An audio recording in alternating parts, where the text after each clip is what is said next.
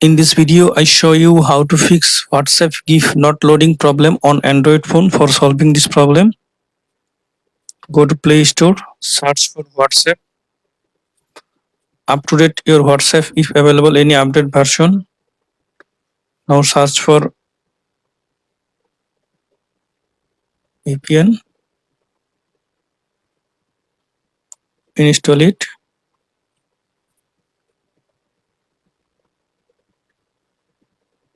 Tap on settings, tap on apps, tap on see all apps, tap on search for WhatsApp, tap on WhatsApp, tap on force stop, tap on OK, tap on storage cache, clear cache.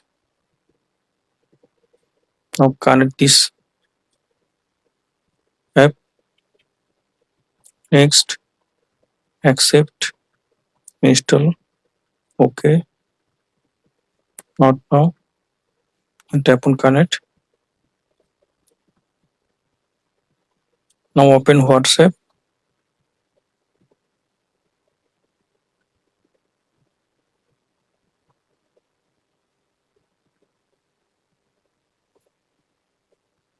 Now tap on emoji icon. You can see that give option. Now it is loading.